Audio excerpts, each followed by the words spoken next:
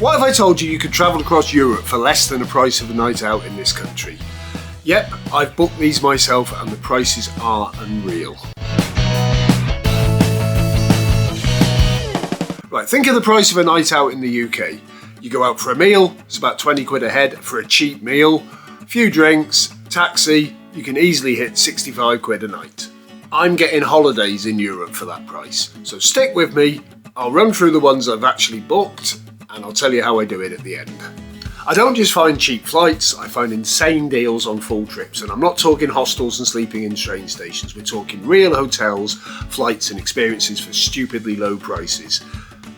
First up is Krakow in Poland, and this is actually the second time I've booked this in the last 2 years.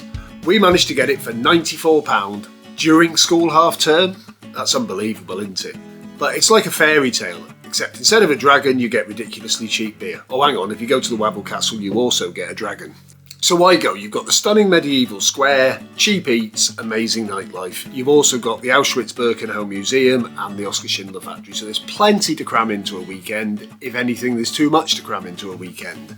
We went there, we got flights with Wizz Air from Luton, and we stayed in an apart hotel just off the city centre. That came in at £94 a person. Boom.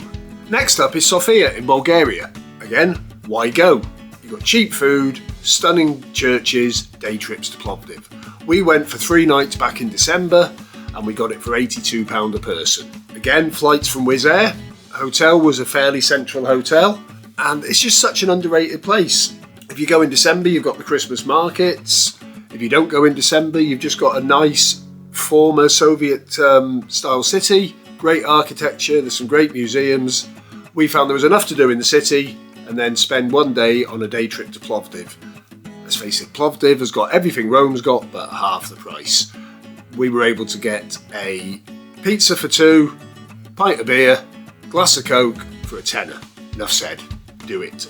And before you go thinking, oh, he only goes to former Eastern Bloc countries because they're cheap. This one is rated as one of the most expensive countries in Europe, Stockholm in Sweden. Again, why go? You've got the iconic subway art, you've got the Old Town, you've got the ABBA Museum, you've also got Skansen, which is an open air museum with zoo included. The attractions will cost you about 20 quid a head, which is similar to the UK.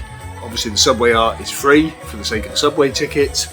We got this for £72. Granted there was 3 of us, which brought the price of the hotel down, but the flights were £30 and we found a really quirky place to stay. It's called Jumbo Stay.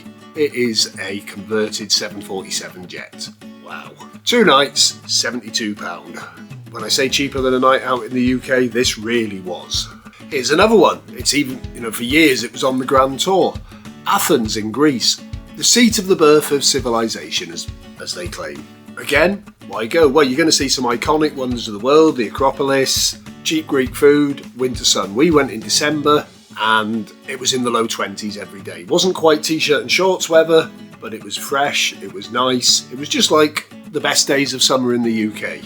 And the price, we managed to bang it for £84 a person. Yes, we stayed in a fairly basic hotel, but most of the basic hotels there still have a balcony. Wow. You're not talking travel lodge, you are talking a bit basic though.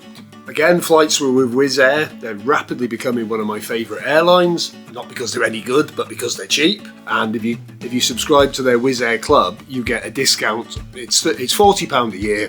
You get virtually a tenner each off each flight you book. So you get that back in one trip. I just wonder if they give you money back if the flight was less than a tenner. I'll have to find out. But food is dirt cheap, or it can be. You can obviously pay a fortune. We were getting 2 gyros, a couple of drinks, a couple of bottles of water, takeaway obviously, for £8 for 2 people. That's ridiculous, isn't it? So I would definitely book that. And from my research, the reasonable prices last from November right through to April. April, you might as well be going to somewhere hot.